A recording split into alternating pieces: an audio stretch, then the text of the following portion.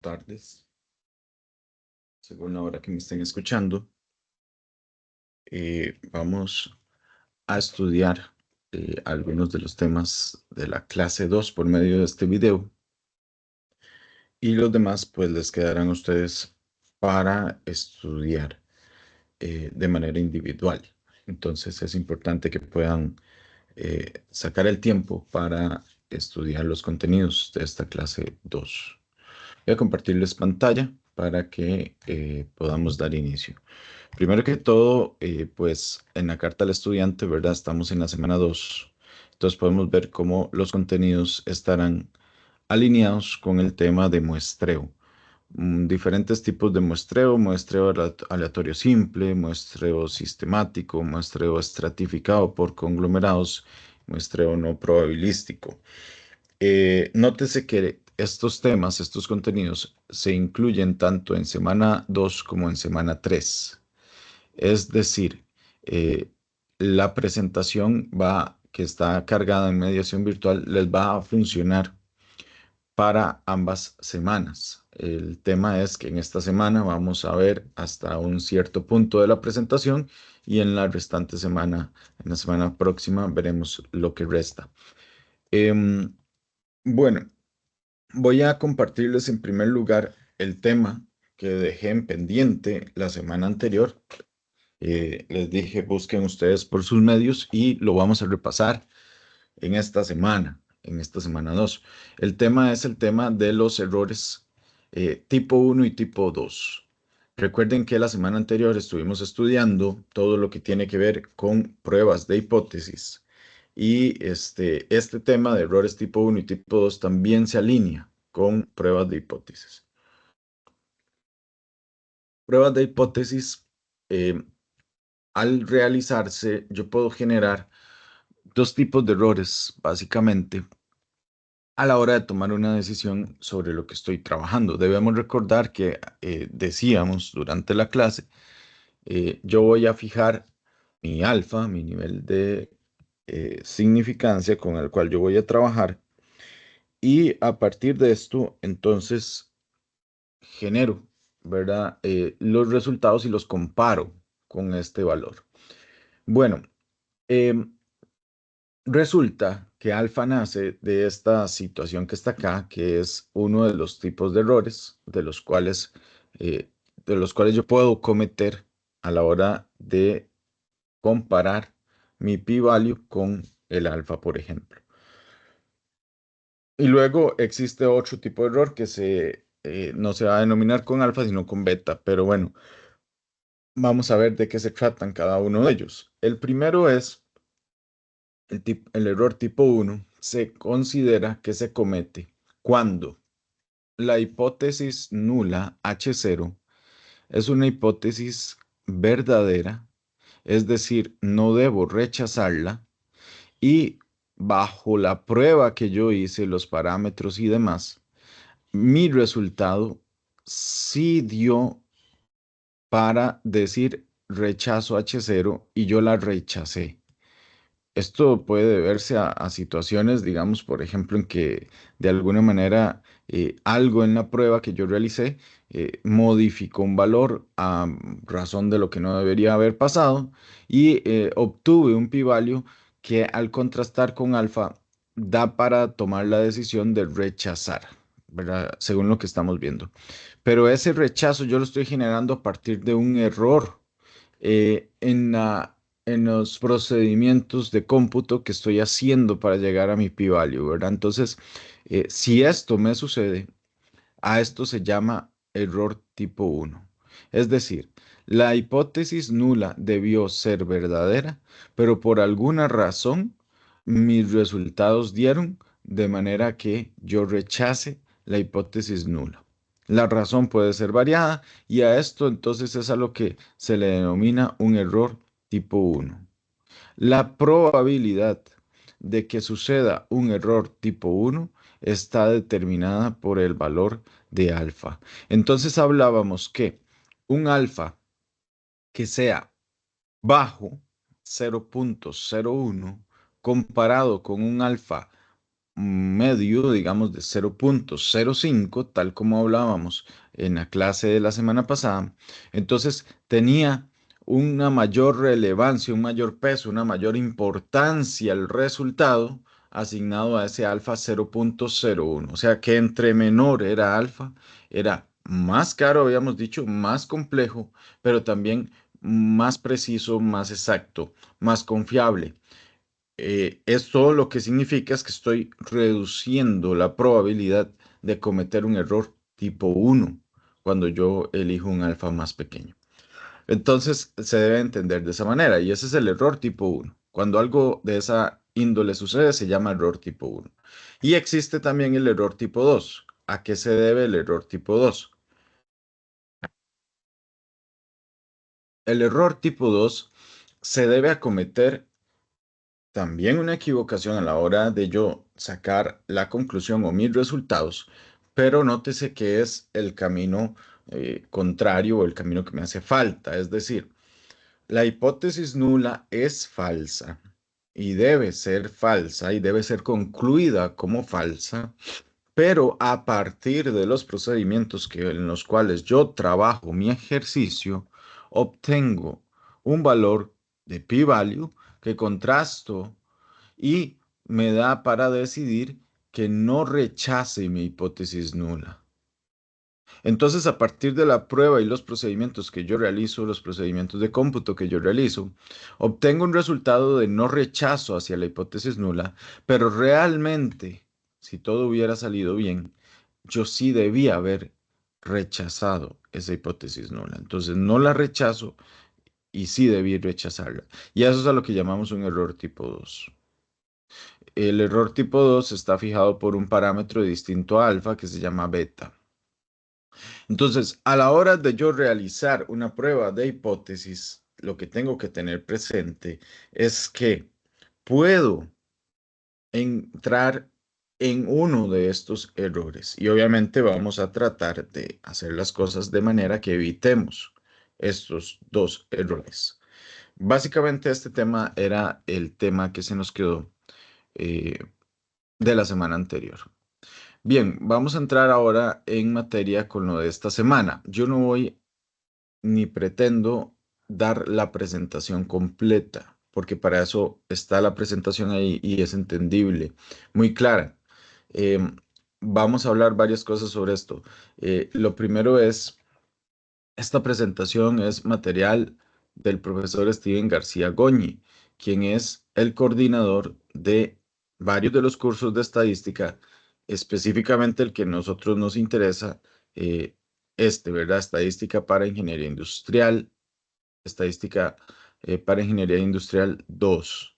Entonces, eh, el material que está aquí, ya yo lo he revisado previamente, considero que es suficiente y además se tiene la autorización del profesor Steven para utilizarse. Otro de los motivos del por qué lo utilizo es porque recuerden que esto es un curso de cátedra, entonces todos tenemos que garantizar el mismo nivel.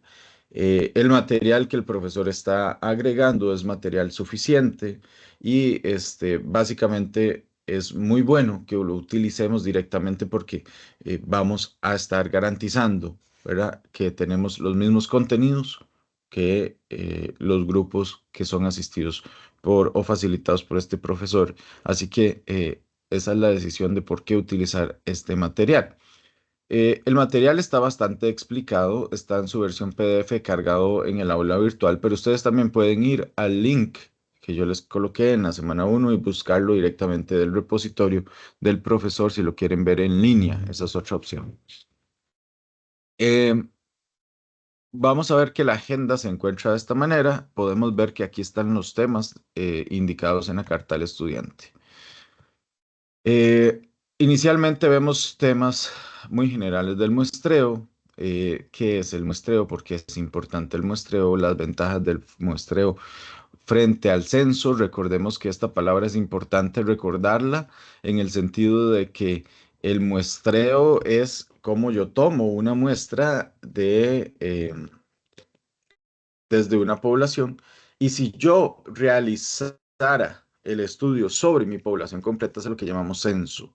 Es por eso que en Costa Rica se hace el censo poblacional, ¿verdad? Visitando todos los hogares, realizándolo al total de la población. No se trata de un muestreo, se trata de un censo. Cuando lo realizo al total de población con la que estoy trabajando. Este, bueno, aquí ustedes van a poder estudiar el porqué del muestreo, que al final es lo importante que viene a partir de aquí. Aquí nos llama la atención algunos temas sobre los sesgos en el caso del muestreo, son importantes que ustedes puedan repasar. Algunas ocasiones la presentación nos entrega un par de párrafos, un par de bullets y viene el señalamiento en donde uno de ellos aplica para el curso de estadística para ingeniería industrial 1 y el otro para estadística para ingeniería industrial 2. Claramente nosotros solo le pondríamos atención al párrafo que nos están señalando. Por ejemplo, en esta diapositiva 13, entonces el segundo párrafo es el que es pertinente a nuestro curso.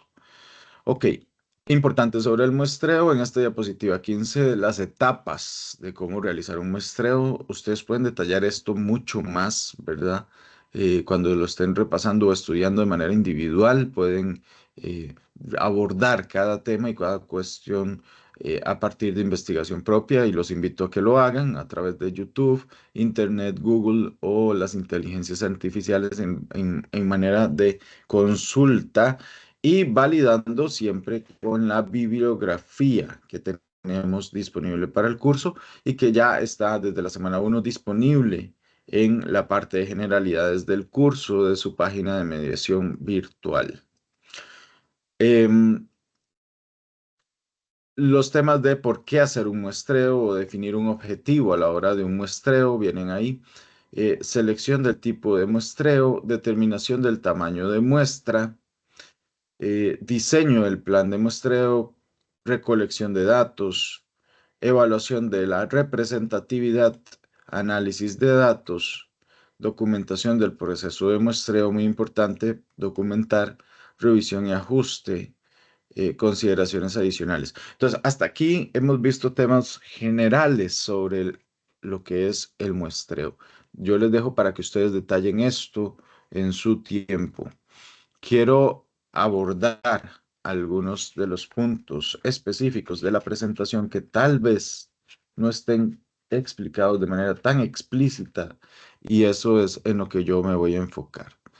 Aquí tenemos un primer ejemplo que ustedes deben poner atención sobre el muestreo y vamos a partir de aquí a trabajar con el tema del muestreo probabilístico.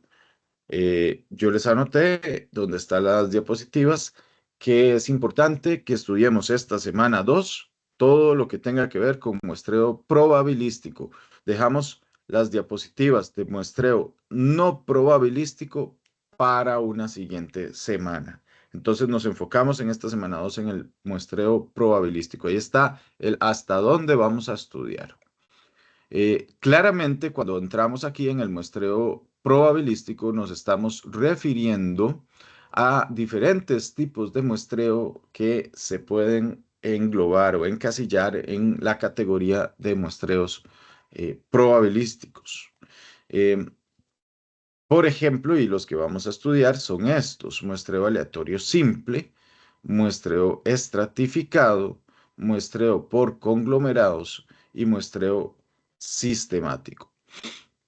Existen otros tipos de muestreos probabilísticos que no vamos a estar estudiando en este curso por diferentes razones, pero es bueno que se entienda que existen más y que ustedes podrían ir a consultarlos si fuera necesario eh, entender esas herramientas en sus vidas profesionales, sobre todo. En términos académicos de este curso, nos quedamos con estos 4 tipos de muestreo en la categoría de muestreos probabilísticos. Repito una vez más: el muestreo aleatorio simple, el muestreo estratificado, el muestreo por conglomerados y el muestreo sistemático. ¿Ok?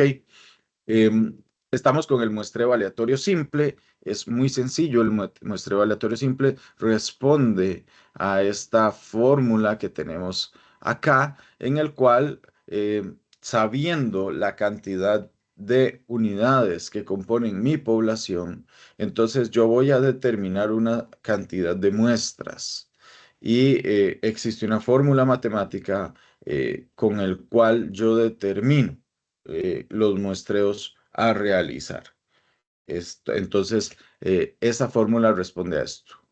Em, Recuerden que este indicador que está acá nos va a indicar, nos va a señalar la expresión, decíamos, que debe multiplicarse de manera extendida o extensa por el número que colocamos aquí, de ahí para atrás. Y esto lo vamos a ver representado en el ejemplo de esta diapositiva, en el ejemplo uno.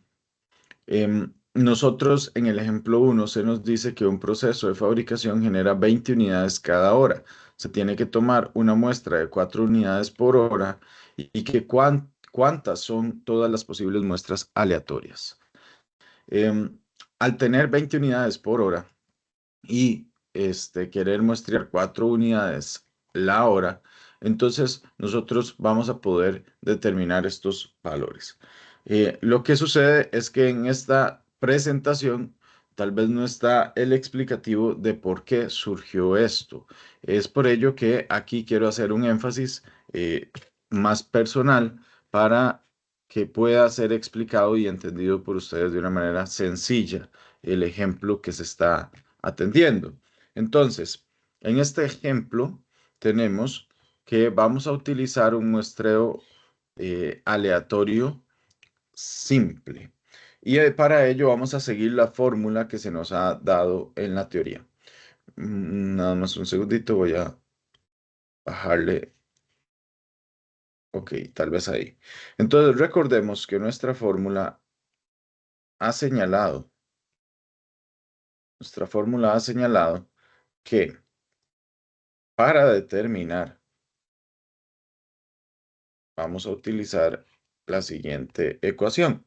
Entonces, tenemos n factorial, n mayúscula factorial, que significa población, y n minúscula factorial. Abajo el denominador es más complejo en el sentido de que tiene más componentes, n mayúscula menos n minúscula, todo esto factorial. Entonces, en nuestro ejemplo nos han dicho que n es igual a 20 por hora y que queremos un muestreo de esas fabricación de 20 por hora de 4 por hora. Entonces podemos estar hablando de que nuestro n corresponde de población, nuestro n de población corresponde a 20 y nuestro n de muestreo corresponde a 4. Nótese entonces cómo voy a agregar 20 factorial en la fórmula y aquí voy a agregar un 4 factorial y aquí voy a agregar un 20 menos 4 factorial. Ok. Es importante que entonces esto va a verse también como un 20 factorial. Ahí me equivoqué a porcentaje y es factorial. Ajá, de esta manera. Y aquí tendremos un 4 factorial y un 16 factorial, multiplicado por un 16 factorial, que es el resultado de los 20 menos 4 que están dentro de paréntesis, y me queda entonces un 16 factorial. Obsérvese que el 20 factorial podríamos decir que es el número 20 multiplicado por 19 multiplicado por 18 multiplicado por 17 y multiplicado por 16 factorial. Ok, esto lo hago porque entonces nos vamos de inmediato a dar cuenta que este 16 factorial de abajo lo voy a tener derecho a cancelar porque se repite con mi 16 factorial de arriba.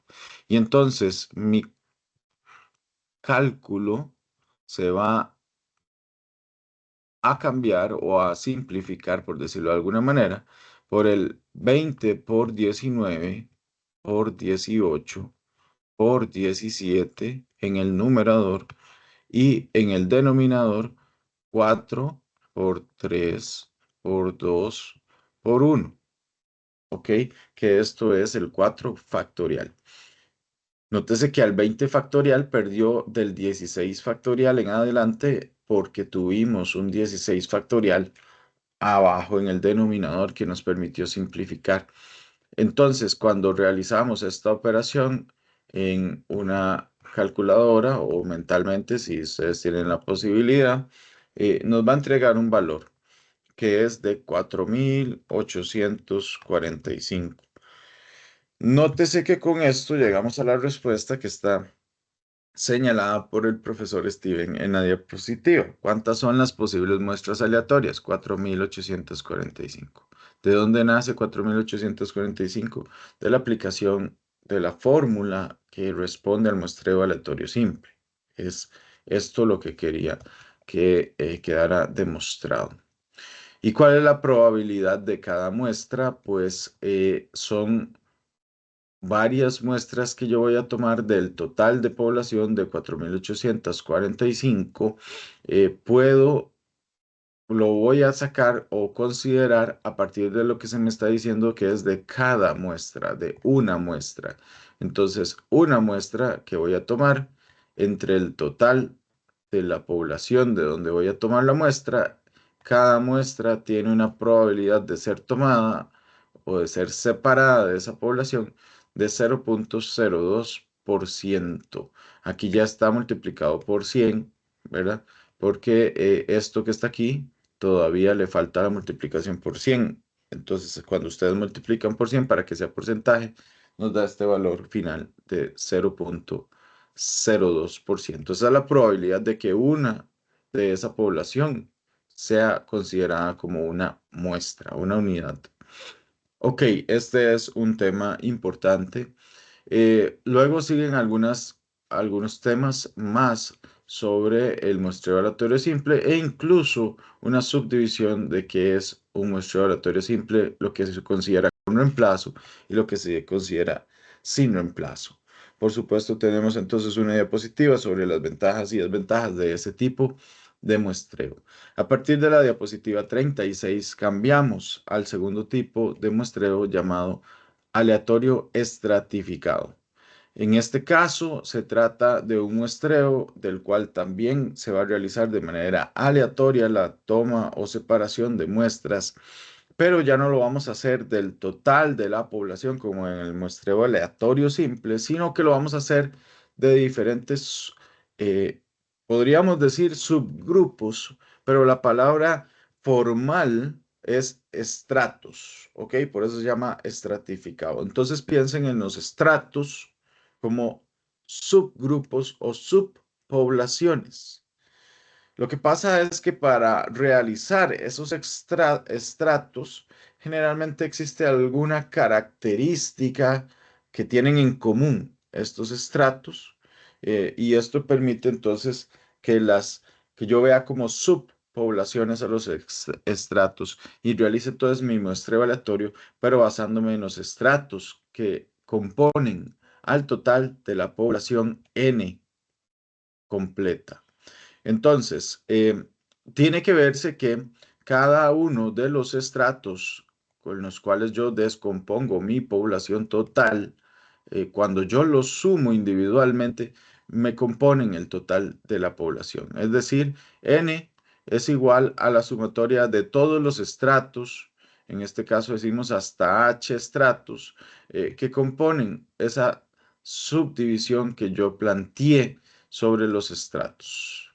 Ok, en este caso, pues se considera esta ecuación una ecuación importante que es una ecuación de ponderación eh, sobre cada uno de los estratos o de los H estratos en los cuales yo voy dividiendo mi población. Nótese que cuando yo divido mi población en N estratos, entonces cada estrato tiene su cantidad específica de datos. ¿Ok?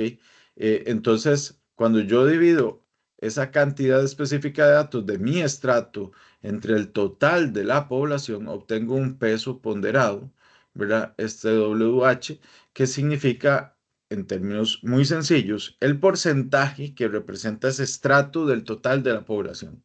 Eso es todo. Em, Básicamente esto es algo importante que tenemos que dejar por ahí. Obviamente esto al final pues puede verse eh, desarrollado también en términos de lo que yo estoy tomando de muestra y un tamaño total de muestra, y de ese tamaño total de muestra entonces yo, basándome en el parámetro que ya obtuve acá, que es el de ponderación, obtengo la cantidad de muestra necesaria. Es decir, si mi estrato representa el 50% de la población, ¿verdad? Entonces son 1.000 unidades totales de población, 500 corresponden a este estrato que estoy estudiando, entonces aquí el peso estaríamos hablando que me dice es el 50% de su población. Entonces, si la muestra de esas 1.000 unidades va a ser de 10 unidades, entonces 10 unidades por el 50% yo debo tomar de ese estrato que estoy hablando, que son 500 unidades, debo tomar, de una muestra de 10, debo tomar 5 unidades. ¿Ok? Eso es lo que me están diciendo estas fórmulas de acá. Es importante entender eso. Ahora, hablamos de una asignación óptima, porque no en todos los casos, digamos, yo puedo verlo tan sencillo como por pesos y listo, sino que pueden haber otras variables. ¿Ok? Por ejemplo, acá tenemos una ecuación que nos ayuda a entender cuando tenemos además criterios como un costo diferenciado en cada uno de los estratos y también variaciones diferenciadas en cada uno de los estratos. Entonces no solo hablamos de que existe una cantidad de n de datos por estrato que yo voy a respetar, sino que existe además un tema de que en un estrato tengo algo más delicado, digamos, en términos de recursos, en términos de cómo se manejan esos recursos, en términos de su valor de venta, en términos, muchas situaciones, en términos de costo de producción y además las variaciones de los diferentes estratos son muy distintas. Entonces, teniendo yo esos datos, esa información, yo podría hacer una variación a la manera en que tomo la muestra, ¿verdad? De cada estrato. Entonces tengo una muestra total y voy a ver cuánta cantidad de muestra por estrato necesito. Que este ejemplo lo vamos a ver en la siguiente diapositiva, en el ejemplo 02.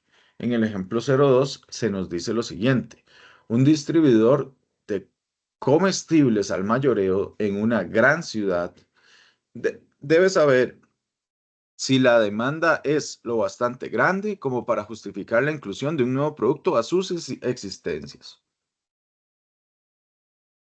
Para tomar la decisión, planea añadir este producto a una muestra de los almacenes a los que abastece para estimar el promedio de las ventas mensuales.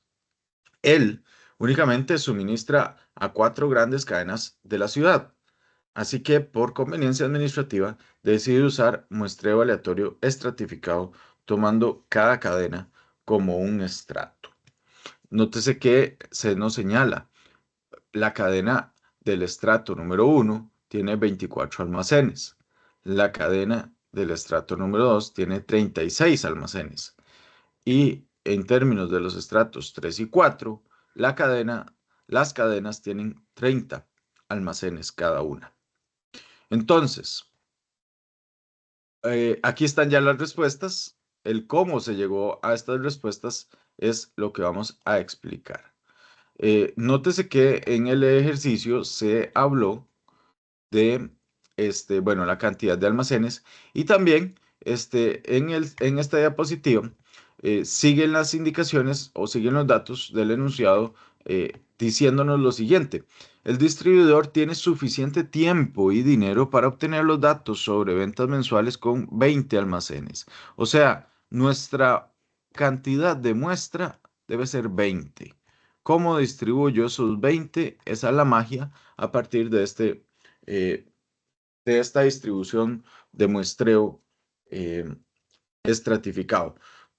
¿Por qué no le voy a asignar 5 muestras a cada almacén? Bueno, porque hay almacenes que tienen mayor, a cada estrato, perdón, porque hay estratos que tienen mayor cantidad de almacenes que otros. Por ejemplo, en el estrato 2 yo veo que hay 36 almacenes y entonces sería lógico que en el estrato 2 esté asignando yo la mayor cantidad de muestra.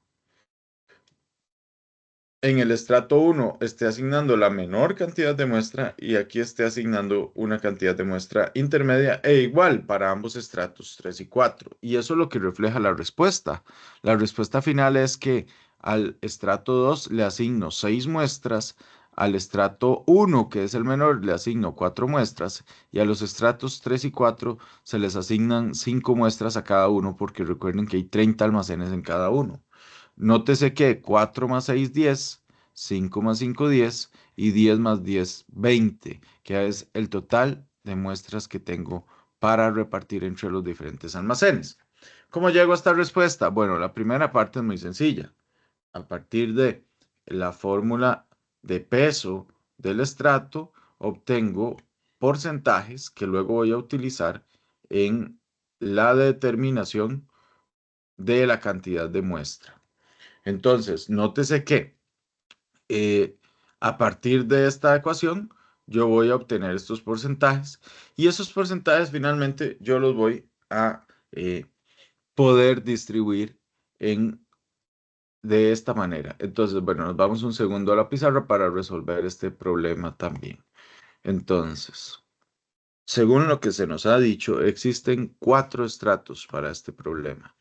El estrato número 1, el estrato número 2, el estrato número 3 y el estrato número 4. En el estrato número 1 tengo 24, está compuesto de 24 almacenes. En el estrato número 2 se compone de 33, 36 almacenes. Y estos cada uno con 30 almacenes.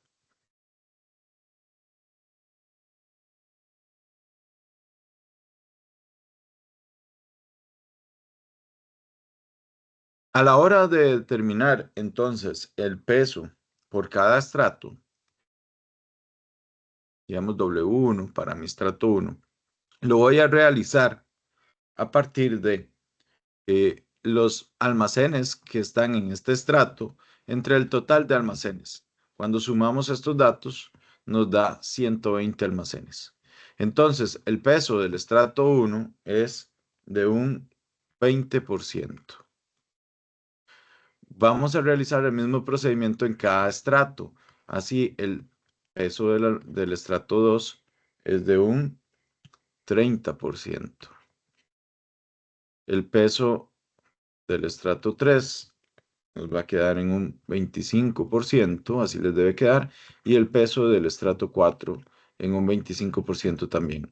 Es 30 entre 120. Nótese que en la presentación, estos son los datos que se nos están dando aquí. El peso por cada estrato o la ponderación por cada estrato y corresponden a los que nos dio la respuesta en la pizarra, 20, 30, 25 y 25. Ahora, tengo que determinar de las 20 muestras que tengo disponibles, cuántas voy a asignar a cada uno de estos eh, estratos. Entonces, ¿cómo lo voy a realizar? Bueno, teniendo 20 muestras, siendo consciente que el total que tengo es de 20 muestras, dice la ecuación que usted la va a calcular a partir de la cantidad NH va a ser igual a la cantidad total de muestras por el correspondiente WH. Entonces, es decir, que mi cantidad de muestras para el estrato 1, N1, va a ser igual a 20 por el 20%. Recuerden que aquí tendría que multiplicar por 0,20 o multiplicar por 20%, pero al estar en porcentaje, dividido entre 100, ¿verdad? Entonces, el 20% de 20 unidades, estamos hablando que corresponde a, este, ese valor que está aquí de 4, si no me equivoco. Vamos a ver, 4, correcto, este de acá. Entonces, 20% de 20 unidades es un valor de 4 unidades. Así es como obtengo el valor de cada estrato. Debo repetir el proceso para cada uno con los datos correspondientes de cada uno. En este ya sabemos que nos va a dar 6 y en este ya sabemos que nos va a dar 5 y en este ya sabemos que nos va a dar 5. Debe repasar ustedes cada uno para entender que les dé estos números exactos. Entonces, mis 20 muestras las voy a descomponer en 4 muestras para el estrato 1, 6 muestras aleatorias para el estrato 2, 5 muestras aleatorias para el estrato 3 y 5 muestras aleatorias para el estrato 4. Y así es como está resuelto este ejemplo 2 de las diapositivas. Ok, ahora viene un ejemplo en la diapositiva 42 que corresponde igualmente al muestreo aleatorio estratificado, pero que tiene la característica de que no va a realizarse igual que el anterior porque vamos a tener que cada estrato tiene un costo distinto y cada estrato tiene una variabilidad distinta, o sea, la fórmula grande que vimos. Ya tenemos de datos que nuestros valores de población por estrato son de 1000, 2000 y 1500. Estamos hablando de 3 estratos. ¿Ok? Entonces, dentro de los datos del problema se nos ha indicado que tenemos 3 estratos, la cantidad de datos por estrato son de 1000, 2000 y 1500 y además se nos entrega como información, como parte del enunciado, la variabilidad por estrato, que nótese que es distinta dependiendo del estrato en el que estamos, y también el costo por estrato, que nótese que también es distinto dependiendo del estrato en el que nos encontramos. El enunciado nos señala que queremos distribuir o tomar o separar un total de 60 muestras en este caso. Entonces, queremos entender cómo voy a asignar la cantidad de muestras por estrato. Y aquí está la respuesta, 12, 33 y 15. La magia es cómo llegamos a ella. Entonces, de nuevo, voy a la pizarra para resolver este otro ejercicio.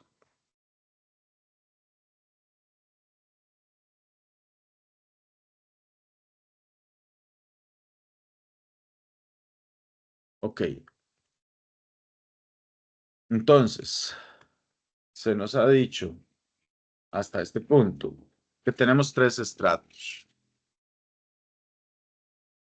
Es importante recordar que la cantidad de muestra por estrato va a estar dada a partir de una ecuación que nos dio la teoría, que es esta. N de cada estrato, o sea, cantidad de muestra, se va a tomar como la cantidad de muestra total. Y aquí es donde encontramos una fórmula un poquito extensa. El peso del estrato o la ponderación del estrato multiplicado por una fracción que es la variación específica de mi estrato y la raíz del costo de mi estrato. ¿Ok? Raíz de CH. Y abajo en el denominador tendremos la sumatoria desde h igual 1 hasta que terminen los h hasta l, en nuestro ejemplo hasta 3, de la multiplicación de la ponderación de cada estrato por el SH entre la raíz de CH. Y esta es la ecuación que vamos a estar utilizando para determinar la cantidad de muestra que contiene cada estrato, que debo tomar en cada estrato, que debo repartir en cada estrato, dependiendo del contexto en el que me encuentre. Entonces, esto es lo que no podemos perder de vista y esto es lo que vamos a tener que trabajar. Entonces, un primer paso importante que debemos realizar, que no hemos hecho en este momento, es determinar los ponderados o pesos de cada uno de los tres estratos. Entonces, de nuevo, tenemos tres estratos en este problema. Vamos a tener aquí el estrato 1, vamos a tener aquí datos para el estrato 2 y vamos a tener aquí datos para el estrato 3. Podemos iniciar determinando la cantidad de la ponderación o el peso por estrato. Entonces, va a haber un peso para el estrato 1, va a haber un peso para el estrato 2 y va a haber un peso para el estrato 3.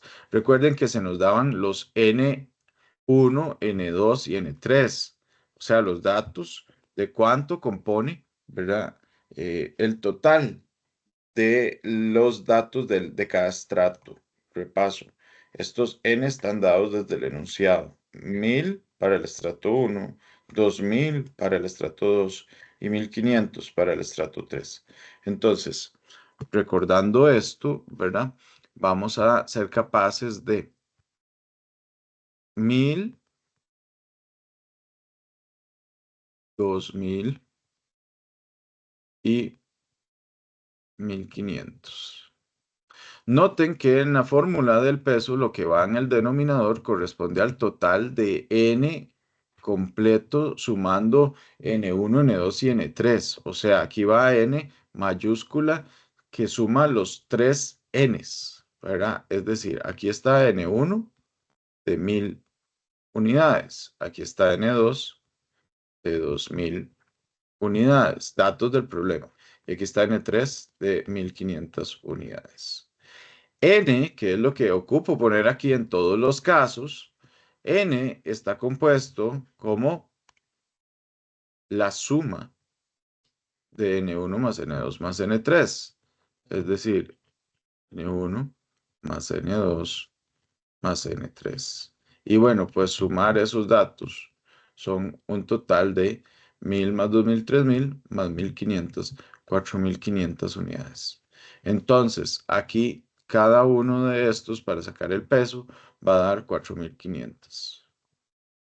Ojo que el peso tiene que darnos, la suma de los pesos tiene que darnos un valor de 1, ¿verdad? Entonces, eso tenemos que tomarlo en consideración, es importante. Perdón, aquí es 3. Este 3. Ok, entonces, bueno, al sacar esto, nosotros nos vamos a dar cuenta que en este nos va a dar un valor de 0.22 periódico, o sea, 22222. En el caso de el estrato 2, nos va a dar un valor de, vamos a ver, 0.44. Es el doble del anterior. De nuevo periódico. Y en el caso del estrato 3, entonces estaremos hablando de un 0.33. ¿Ok? Yo puedo, o sea, aquí nótese que 0.22 más 0.44 es 0.66 y 0.33 son 0.99, o sea, no llegué al 1. Yo podría tomar la decisión de hacer los cortes correspondientes, ¿verdad? Y donde sea necesario, ¿verdad? Por ejemplo, decir, bueno, aquí voy a pasar a 0.34 para que todo me cierre 1, ¿verdad? Por ejemplo. Este, Ahí somos libres de hacerlo de la manera que queramos. Yo lo voy a dejar así, en 0.22, 0.44 y 0.33. Y al final, cuando obtengo el resultado, vamos a ver si hay necesidades de redondeo, ¿verdad? Que me puedan guiar en esta parte. Ok, ahí ya tengo el peso. Recuerden que la siguiente parte es determinar entonces cuánto es el valor de muestra. Ese es el paso que requerimos. El N1, cuánto va a ser mi N2 y cuánto va a ser mi N3. Eso es lo que busco. Pero recuerden que para determinar estos Ns, tengo que utilizar esta ecuación de acá. Esta ecuación de acá. Entonces, de hecho, vamos a llevarnos un segundo esta ecuación para que podamos resolver el ejercicio. Entonces, me la voy a traer aquí un segundo para que trabajemos N1 a partir de esta información. Ok, entonces dícese que para poder determinar N1, yo necesito aplicar esta ecuación. Vean que ya tengo W1, entonces es muy importante que sepa cuánto va a ser S1 y cuánto va a ser CH1. C1, perdón. Entonces, estos datos también fueron dados por el enunciado. S1 y C1 son valores de 10 S1 y C1 tiene un valor de 1. Entonces, anoto esto por acá. 10 y 1. También es importante recordar cuánto es N. En este ejercicio dice que es un valor de 60 unidades. Pero nótese que en esta ecuación yo ya necesito colocar un resultado de sumatoria. Esto. ¿Qué quiere decir esa sumatoria? Que yo para determinar el valor de mi denominador, ¿verdad? Yo tengo que haber hecho este procedimiento. Voy a desglosarlo en los tres estratos que tenemos. W1 multiplicado por S1 entre raíz de C1 más W2 multiplicado por S2 entre raíz de C2 más W3 multiplicado por S3 entre raíz de C3. Si yo tuviera 7 estratos, tendría que ser esto hasta 7, pero tengo 3 estratos, en mi sumatoria es de 1 hasta 3. Entonces, esto que está aquí es el valor de mi denominador.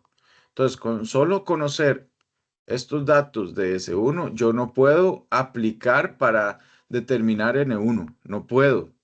N1, para poderlo determinar, ocupo saber ya este valor de acá.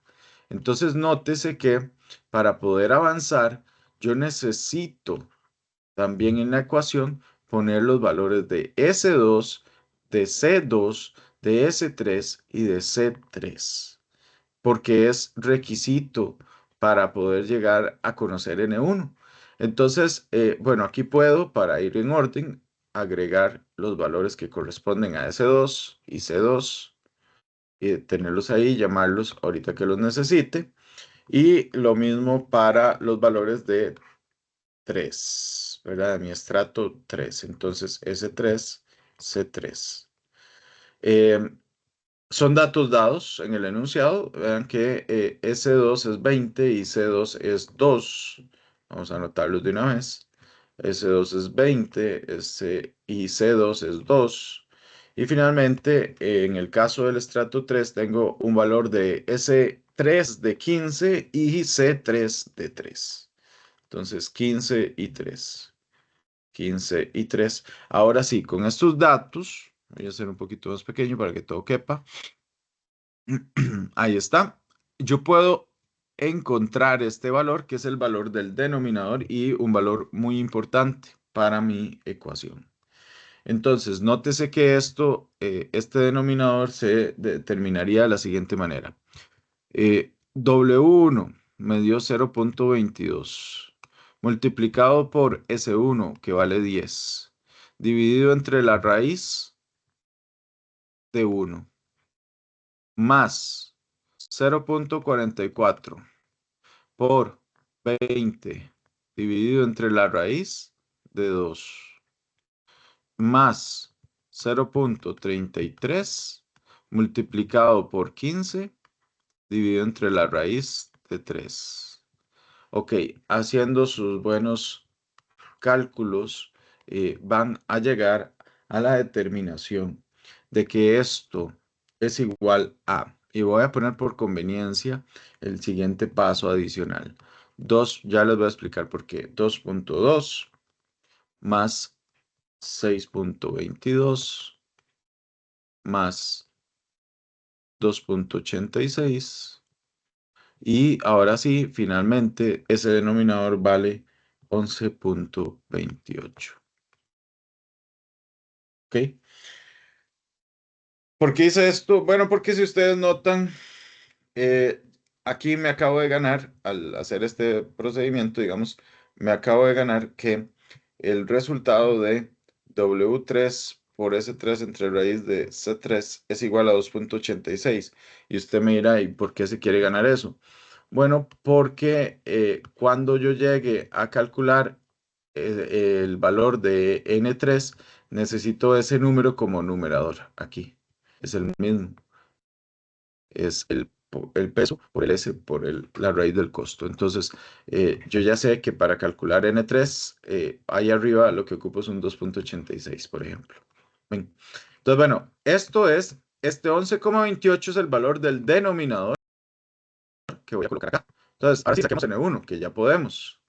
N1 es, bueno, voy de nuevo a llevarme la fórmula para que no generemos un caos y por temas de orden. Vamos a ver, control C, lo voy a llevar para abajo, que es donde vamos a trabajar. Aquí control V, vamos a alinearla un poquito y tal vez ya no me interesa tanto estas líneas. A ver si las puedo borrar, ahí están. Listo, entonces dícese lo siguiente. N1 será igual a 60, que es el valor del total de muestras, multiplicado por, en el numerador, W1 por S1 entre raíz de 1. Pero eso, inteligentemente, lo dejé aquí conservado. 2.2. Entonces, por 2.2 en el numerador, dividido entre mi numerador, que ya dijimos es 11.28. Para este y todos los casos. Entonces, N1 es igual a mí me dio 11.70. Lo cual aproximo a número entero como 12. 12 muestras las voy a dedicar a mi estrato 1. Eso es lo que me está diciendo. Ahora, trabajo igual para los demás. N2 va a ser entonces igual a 60 por este numerador, pero con los datos de W2, S2 y costo 2, C2. Entonces, eso ya lo conservamos aquí. Es este. W2, S2, raíz de S2. Es esto de aquí y da un total de 6.22. Eso es lo que va para el numerador. Entonces, 6.22 entre el denominador, que es no variable en el total de ejercicio de 11.28. Una vez que lo determinamos una primera vez, ya es funcional para el resto de los estratos. Eso es lo bueno en este caso. Este resultado me entrega un valor de 33.09 y esto lo puedo aproximar a 33 muestras. Voy a hacer el número 3 de la misma manera, pero ustedes ya sabrán que 33 más 12 son 45. Y teníamos 60 muestras. Ese tercero debe darnos 15. Pero bueno, vamos a hacerlo para que quede el ejercicio completo. Entonces, tengo N3 que va a ser igual a 60 por, vamos a revisar cuánto nos va a dar ese numerador. Entonces, dice que el numerador del estrato 3 va a ser compuesto por W3, S3 entre raíz de C3, es decir, este dato de acá y un valor que ya sabemos que nos da 2.86. Entonces, multiplicado por 2.86 dividido entre el denominador que no va a variar de 11.28. Y esto dice que me da 15,21, lo cual aproximo a 15. Y 15 más 33 más 12 es igual a 60 unidades. Entonces, nótese que la respuesta es para el estrato 1, la muestra es de 12 unidades, para el estrato 2 la muestra es de 33 unidades y para el estrato 3 la muestra es de 15 unidades. Y así queda resuelto este ejercicio. La presentación incluye un ejemplo 4 referido al muestreo aleatorio sistemático.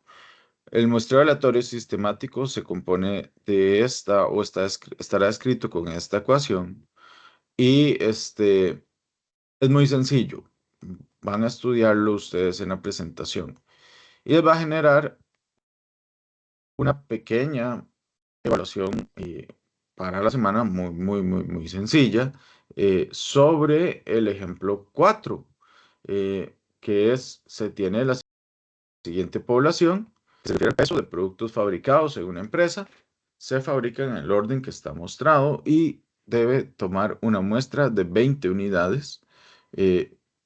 La técnica para ese muestreo tiene que ser el muestreo aleatorio sistemático. Aquí están los datos que ustedes van a utilizar eh, y realicen un planteamiento, ¿verdad?, de solución para ese muestreo. Lo van a realizar en una página, en un Word, a mano, como gusten, lo van a entregar, van a tener el espacio en la mediación virtual para añadir sus respuestas correspondientes. Básicamente, este va a ser el total de temas. Bueno, viene el muestreo por conglomerados que también lo deben cubrir en su estudio eh, y unas diapositivas donde se comparan estos dos y una última diapositiva de resumen sobre todos los tipos de muestreo probabilísticos que incluye este curso. Como lo dijimos al inicio, hay más, pero este curso se limita a estos. Cuando ustedes lleguen a la diapositiva 57, terminaron la materia de la semana 2. ¿Ok? Entonces, bueno, estaré cargando eh, este video y la presentación y el espacio para esto. Les recuerdo, el jueves 19, según circular, no vamos a tener clases presenciales por la falta de agua nuevamente. Tenemos una evaluación sobre los temas de la semana 1, ¿ok? Que la vamos a aplicar ese jueves. Entonces, esperen una evaluación, un tiempo para evaluación el jueves, ¿verdad? Evaluación individual sobre los temas estudiados la semana anterior. Y esta semana, entonces, con que lleguemos hasta este cuadro resumen del muestreo probabilístico y cubramos el total de temas de muestreo probabilístico de ese import terminados de los temas de esta semana. ¿Ok? La siguiente semana estaremos trabajando con esta misma presentación, pero con todo lo que tiene que ver con muestreo no probabilístico. Estaré atento a cualquier duda por los medios de comunicación oficiales, la mediación virtual, también el Teams. Con mi correo ustedes pueden acceder al Teams. Entonces, para que lo tengan presente. Nos vemos, jóvenes. Mucha suerte con su estudio. Les estaré poniendo también videos y eh, lecturas complementarias sobre estos temas en mediación virtual para todos y todas aquellas personas, estudiantes que quieren abordar el tema de la manera más integral posible y estaré ahí atento para poder conversar con ustedes en caso de dudas. Que estén muy bien y nos vemos entonces hasta el próximo jueves. Repasen a detalle la presentación.